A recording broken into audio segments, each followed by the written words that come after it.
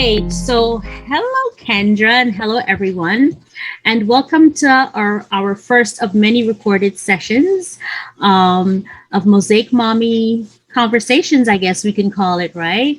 Where we'll be talking about brands in the space and the trends happening and just in general how companies are approaching multi ethnic marketing and how we could possibly help the ones that are having issues to do better. So, this is Black History Month. So, we thought that we would review some brands in the space that are, first of all, founded, right, by Black founders, and they're doing amazing jobs.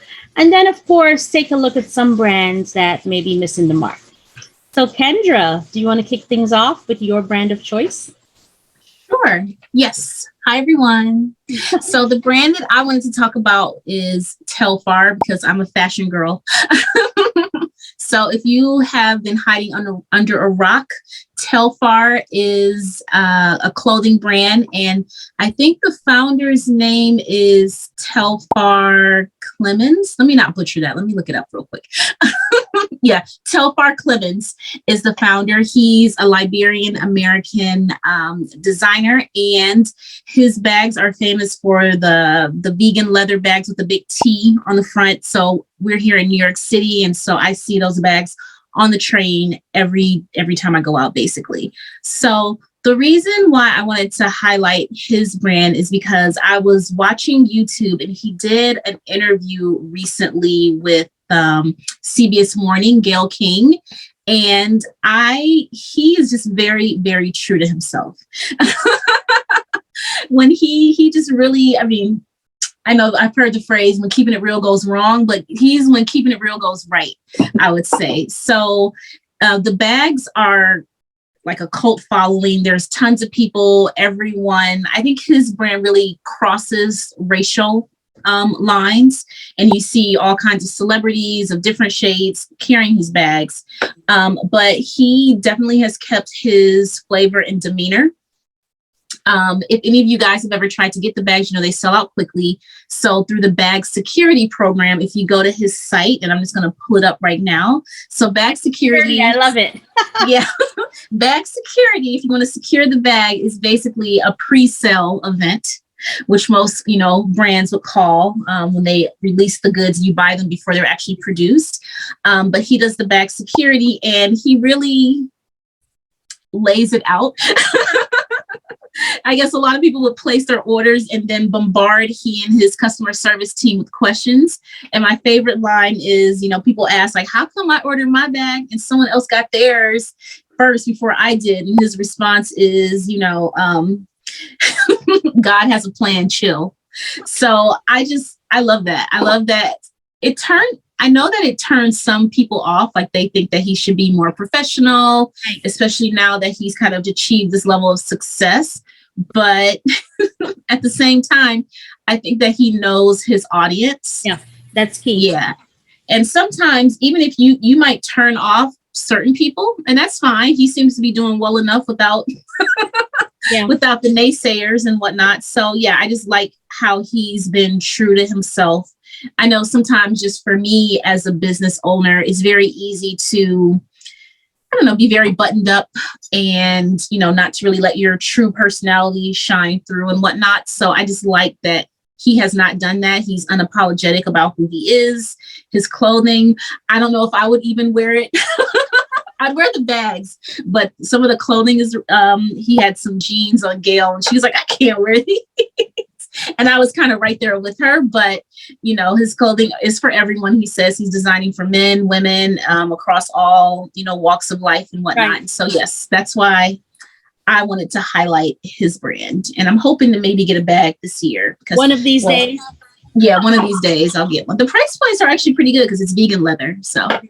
Right. And I think something needs to be said for authenticity being the order of the day. Like, people really aren't interested in supporting brands or people who aren't their true selves. And so if he has a target audience that's fine with the way he's conducting business, then he should just go for it. I know that we Yes. always talk about, people that we see just in general, in marketing or whatever they're doing, and we cringe at the things that they do. Mhm. However, they seem to be connecting with their respective audiences. And at the end of the day, that's what's the most important thing to Yeah, happen. absolutely. And as long as he's delivering the bags when he says he will. Right.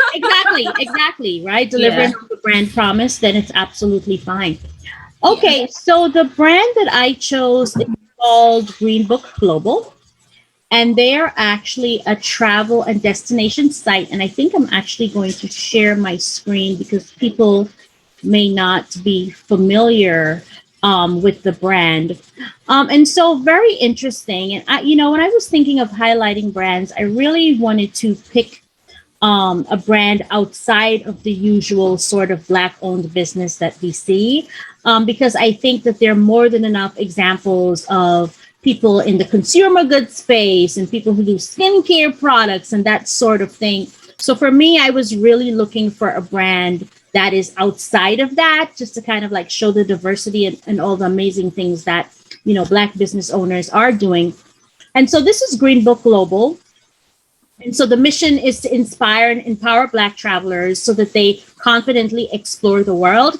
And I've actually had a conversation with Lawrence, who owns the brand, and he was very specific in saying that he found that, you know, many Black people who travel tend to only go possibly to the Caribbean or to Puerto Rico. There's this fear of like exploring the rest of the world for whatever reason. And so one of the reasons why he started this business was to kind of like force the expansion of that. Like it's a huge world. Let's go to Asia, let's go to Africa, let's go to Europe. But most importantly, as he himself was venturing out and traveling, he really had some experiences that weren't so great. As we know, traveling to certain parts of the world as a Black or brown person, could be a little hairy at times. And so he also wanted to provide a safe resource so that if people are interested in going beyond the Caribbean, this can be used as a resource to travel to countries that are friendly to ethnic people. And so hence the name of the site, Green Book Global. He is kind of like, he used Green Book because, of course, it coincides with the Green Book that was popular during the Jim Crow era, where people would refer to the Green Book here in the United States, so to get recommendations of safe places to travel here in the US. And so he kind of like borrowed that and expanded it to the global level. And so he himself travels a lot. He does a lot of reviews of the places that he travels. There's a membership. You can find destinations all over the world. You can book a trip through the site. You can do research if you're interested in traveling to specific destinations. And I just thought that it was really, really cool and something different. And I myself have huge wanderlust. And so I actually, I've been following him on Instagram for a while, and then a connection was made and we've been chatting. But I really think that it's a great idea because I think that your world changes so much when you read and when you travel. Right. And so it definitely is a great initiative and resource. So that was the brand that I wanted to highlight. We are missing our third person, Nicole, this evening, but that's okay. The next time she will join us and we will do this again, another round robin. And then we'll hear what the brands that she is really captivated by that are owned by Black founders. All right. So since this is Mosaic Mommies, we would like to move on to the next segment, which would be Black owned businesses that are catering to our little ones. So Kendra, do you want to kick off? Sure. Yeah. So I forgot to share my screen last time, but I will share my screen now. Hold on a second.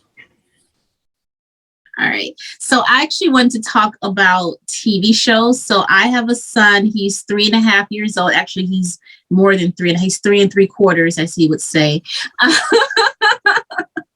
And I have just really, really been enjoying the TV programming that's out right now. Yes. I feel like there's a lot more diversity, and there are 3 shows now in particular that he watches that have Black male or female leads.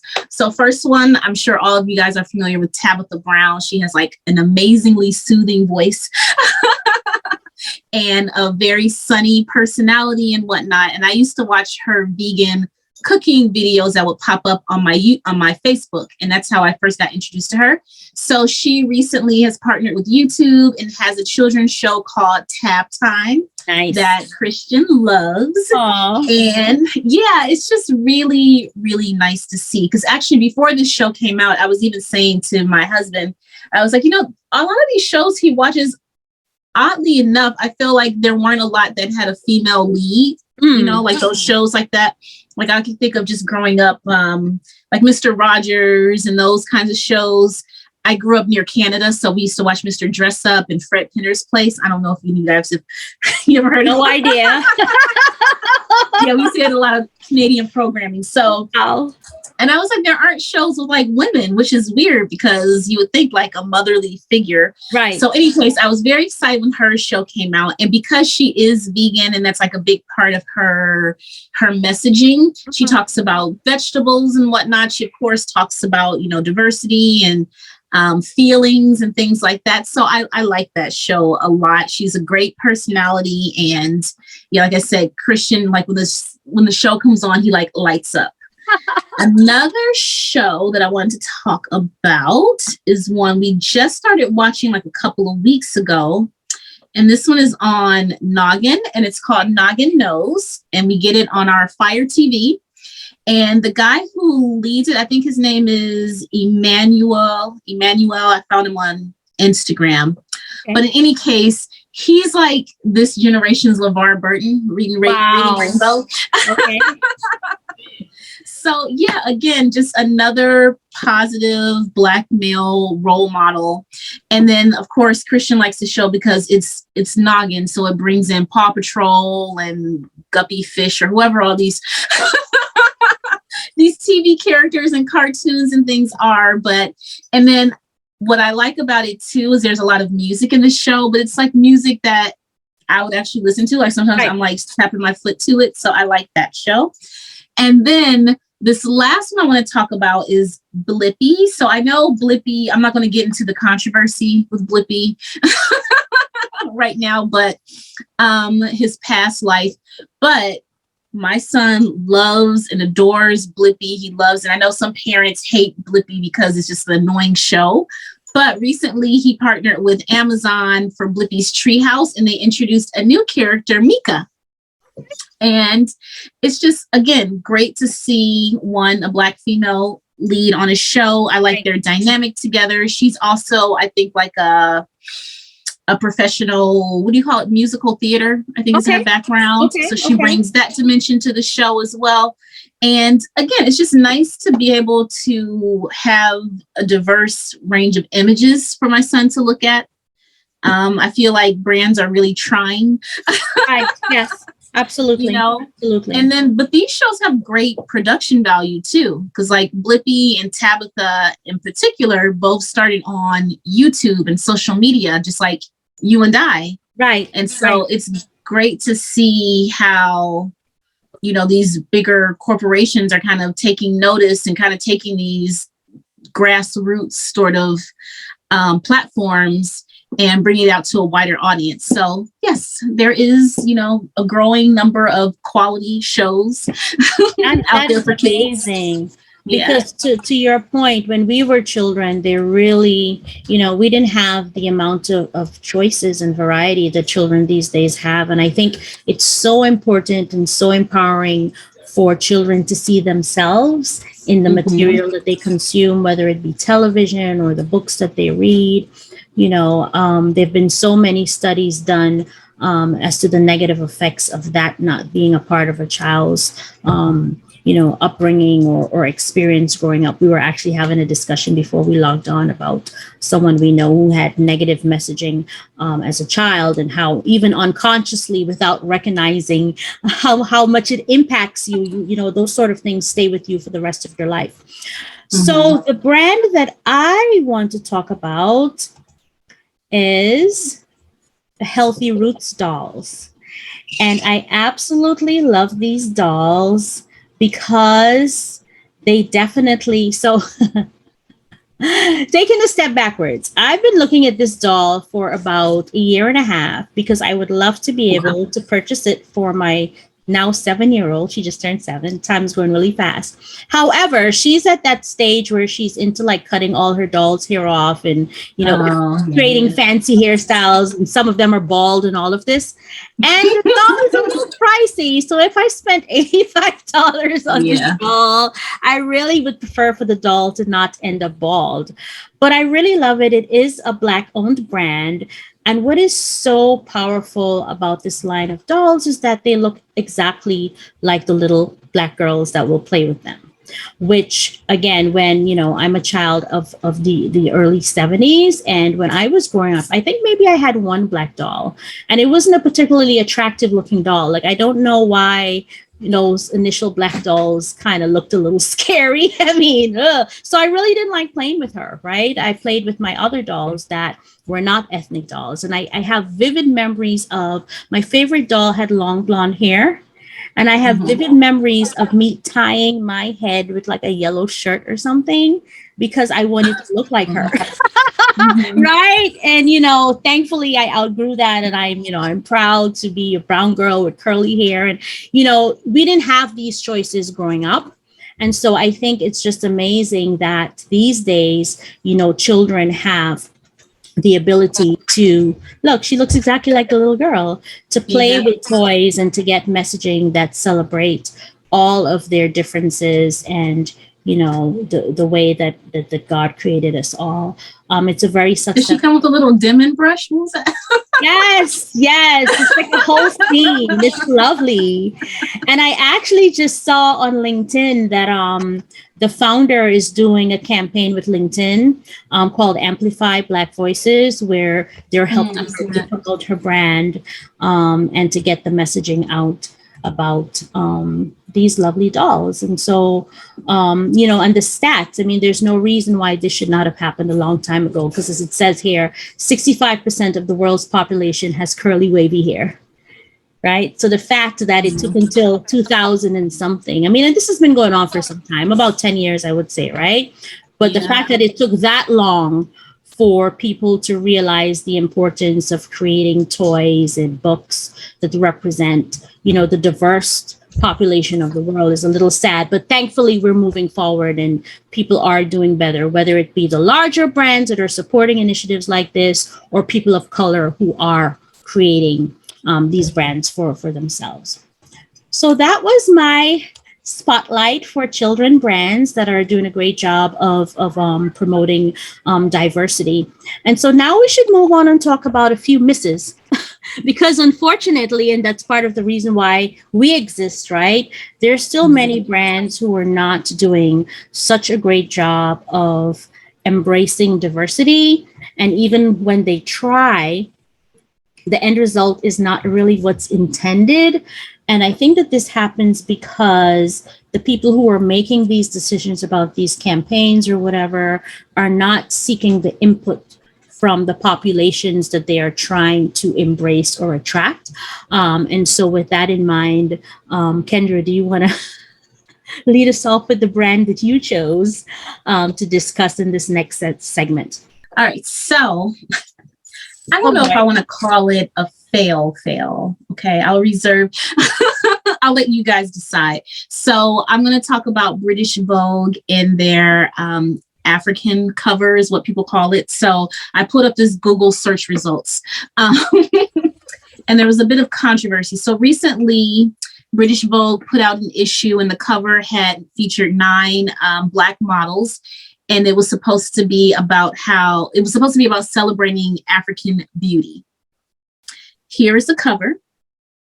See, I have pulled it up here. So here's the cover image. And let's talk about it. About it. Yeah. Yes. Well, what's your initial reaction? My initial reaction is that whoever took this photograph is not very experienced in photographing dark skin. Yeah. I was watching a few weeks ago this show on Netflix that highlighted people of color in fashion and photography and interior design. And I remember very distinctly that the person who was the photographer, she was a fashion photographer. And he said, you know, when he was learning to photograph, he was pretty much taught how to photograph using models of Caucasian people or people with very fair skin. And he had to teach himself how to photograph so that when he took pictures of people with brown and really dark skin, that they didn't end up looking, I would imagine, exactly the way this cover looks. So when I saw this cover, you know, it immediately resonated with what I had heard on that show because, yes, I don't think, and again, I think the intention was a good one. Yeah, absolutely. However, the end result is definitely not matching what was intended. Yeah.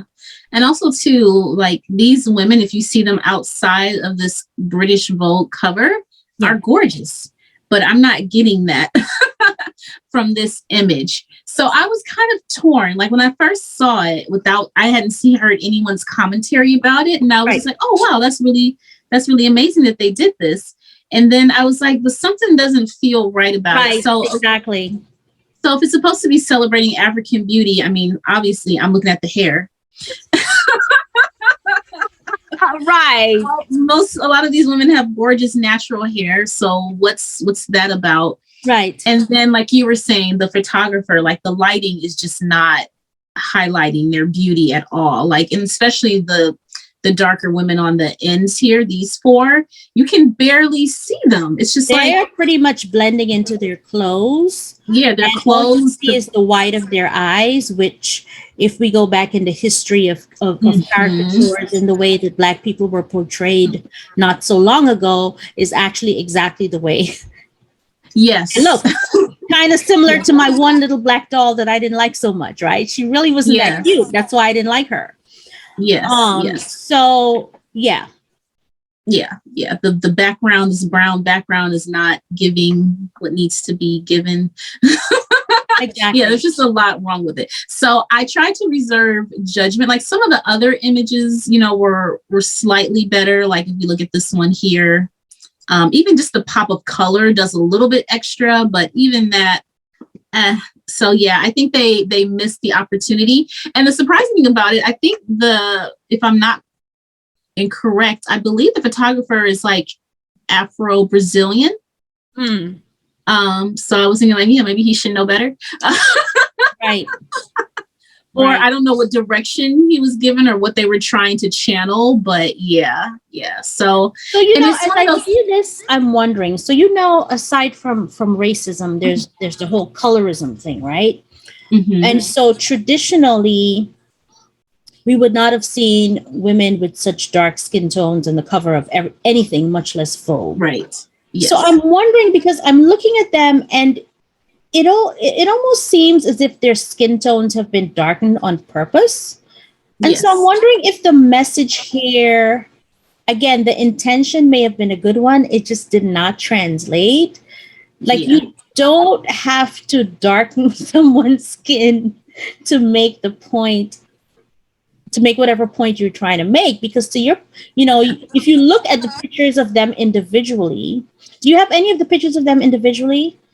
Most they had a behind the scenes video. They had a behind the scenes video. I'm trying to see if I can find, but yeah, I mean, you can even just let's see. I think this is one of them.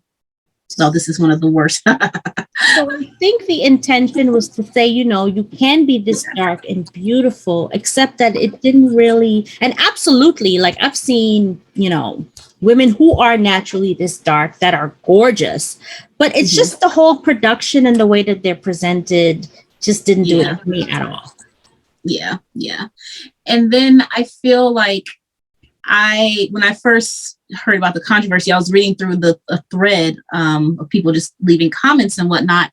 And so the problem is like now I feel like they're like, well, going forward, in me, I almost didn't want to critique it because then you get that thing like, well, we tried to put Right. Black people on the cover, and people didn't like it or it wasn't good enough. So now it's like, and so I don't want brands to use that as like a cop out. Like, I feel like some people are afraid to be diverse or embrace diversity because they're afraid of doing it wrong and getting called out about it. Absolutely.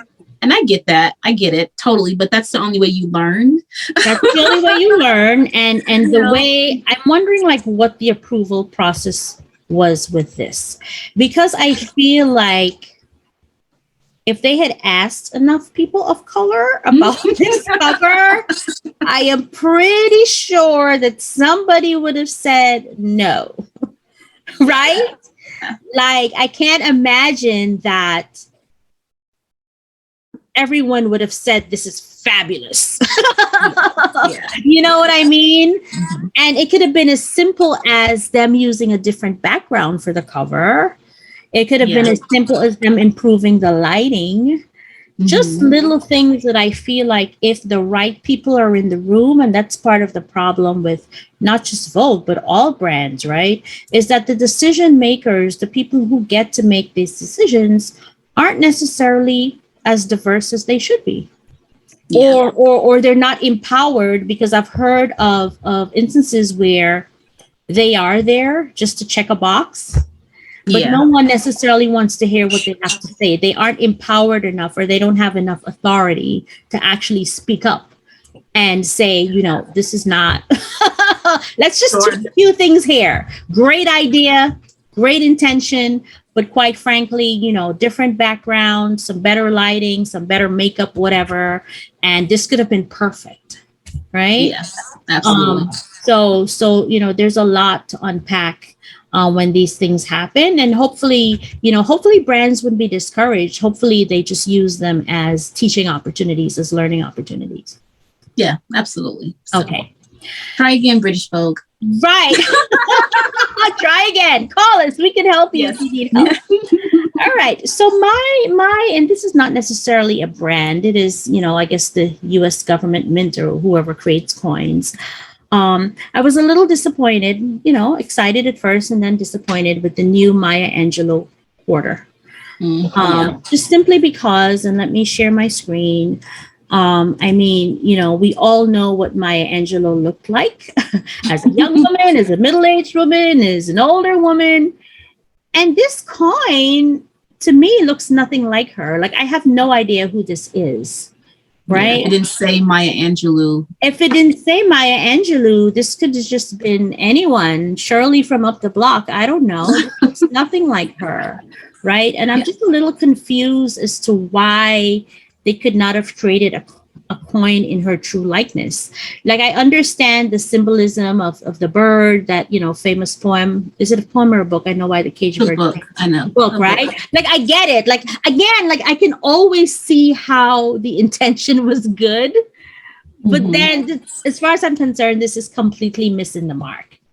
And what makes it even worse is that if you look at the other coins that they have minted over the years of like founding fathers and everybody else, it's always a dead on. It's a dead on. You can recognize them. You can put, a side by side picture of what they look like in the coin, and it's clearly that person.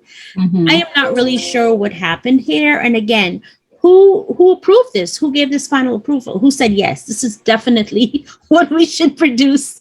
It definitely represents this woman. I'm just a little concerned that, people are doing things with good intentions, but they're not really thinking things through. Yeah, so absolutely. We need to really do better, and we need to stop this. All right. So moving on, let's end this on a positive note. Any brands any brands that are out there that are trying to do the right thing that we should keep our eyes on? Kendra, I think you had a good recommendation. I did. M&Ms, you were telling us. Oh, M&Ms. Yeah. Let me see if I can pull that up. I forgot about that.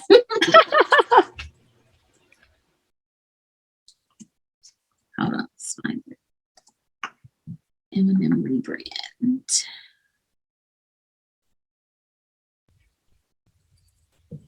Okay, I'm lift this load up.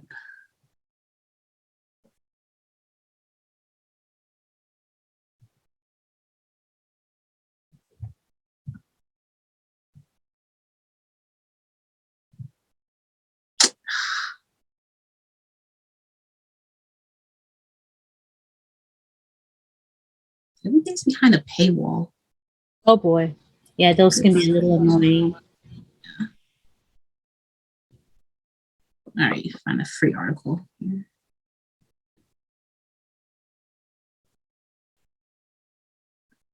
Okay, I'm ready. All right, yes. So if you guys have your ear to the ground in the world of candy, you may have heard that M&M's is going through a refresh of their iconic M&M characters. So they are trying to embrace diversity. Also, too, I think the sexy M&M, the green one, the female M&M. They're going to do away with that, and they're also trying to emphasize the different shapes and flavors of M&Ms. So I think this could be a fun. So this is the green M&M, so she's not as sexy as before. The brown M&M has some pumps, so I guess that's a girl now. So yeah, I think this is a brand to watch. I'm not sure what's going to come of it. I hope it didn't change the formula in terms of the flavor. Right. It needs to still taste the same. Yes. But I think you too, if you saw on the screen just now, it actually flashed. Shared the screen. We didn't see it. Oh, I didn't share my screen. Oh, my bad. I thought I did share it. Hold on. Oh, I didn't forget to share the share button. Here we go. I'm going to replay it. So yeah, M&M's is rebranding the M&M's, and you can see here they're going to emphasize, like I said, the different shapes and whatnot. And at the end of this clip that's playing right here, they have the words "we" in like different languages. So one for all and all for fun. And so I just think this is really cute. So I'm excited to see how this goes. There's a big M&M store, I think, in Times Square. I've never been to. Have you ever been to the M&M store? I have never gone there because it will just be way too much, but I might be tempted now once this launches. Yeah. So yeah, I think this is cute, and I think it's definitely in keeping with the times. Customers are looking for more from brands and just like a product and like pushing that on people. So it's M&M, so I'm not expecting them to get too deep. Right. But I think it's definitely a fun way to try. So yeah, like I said, I'm excited to see what comes of it. So this is the end part I was talking about. Nice. I love it. That's great. Yeah. That's great. Great.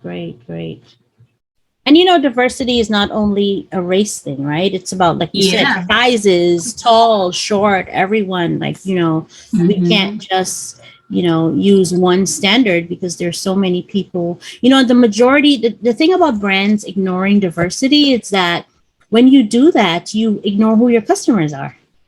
Absolutely. Yeah. Right. I mean, you just can't continue to ignore a large subgroup of your customers just because you are maintaining whatever the traditional standards of that brand was.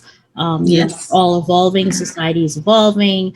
And more people are, paying attention to messaging, paying attention to brand promise, and choosing to only support the brands that represent what's important to them. Yeah, I think the statistic is by 2040, the majority in America will be people of color. Exactly. So how could you continue to do this? Yeah. And last time I checked, our money was just as green. So right, exactly. And we have huge spending power. We just need to spend our money in smarter ways. But right, I mean, multicultural populations have huge spending power. So the brand that I was pleasantly surprised by, and I'm interested to see what happens, is the Barbie and Balmain collaboration that's going on right now. I mean, Barbie with an afro. That's cute. Yeah. She looks like a real person, right? I mean, yeah. And so this is the collaboration, and maybe the photographer who took these pictures of the models. So it's a combination of dolls as well as models. Maybe they should have contacted this photographer to take pictures for Vogue. If you look at all of the pictures from the campaign, I mean, beautiful. Of course, dark skin looks best against vibrant backgrounds. So cover, maybe it just needed to be blue and everything else would have been fine. And so I'm really interested to see This article doesn't have what's going on in the stores, but also in the stores, they have mannequins that pretty much look like the dolls. So, for a high-end brand, right, to make this kind of statement, I think that it's really great. And I'm hoping that, this was released just in time for Black History Month. So I'm always a little, wondering if, these things are being done just to keep up with a trend, or if it's actually going to become a part of the culture of an organization. Mm-hmm. So we just have to keep our eyes open to see if, there are different iterations of these kinds of campaigns. Well, who was that? I'm trying to think. There's a song, Nicki Minaj, I think, rapped about buying her boob all men. So right. So I was trying to think, is it Beyonce or Nicki Minaj? How am I getting those two confused? But yeah. I know. Who knows? One of them. Now I'm gonna go check it out in the store. Yeah, because I saw that they had a Barbie collaboration, but I didn't know that they were using Black models and whatnot. So yeah, that's a smart idea, because bright colors look so good on us. Yes, all the different hues, absolutely. Yeah. So that was definitely a great step in the right direction, and I hope that they keep it up. And not only with Black dolls, let's have some Asian dolls. Let's have some, Indian dolls. Let's have dolls with curves. Dolls with curves, right? Dolls with curves. Let's or without curves too. Right. Sometimes that's when people talk about Barbie. Exactly. Curves. So yeah. Exactly, right? Let's just all begin to embrace humanity. Okay, so this was a great chat. This was our first of many Mosaic Mommy conversations. So stay tuned for our next chat. Hopefully Nicole will be able to join us next time. And also, you guys can also send us feedback and let us know if there are any topics that you would like us to cover in the future. Goodbye until next time. Bye-bye.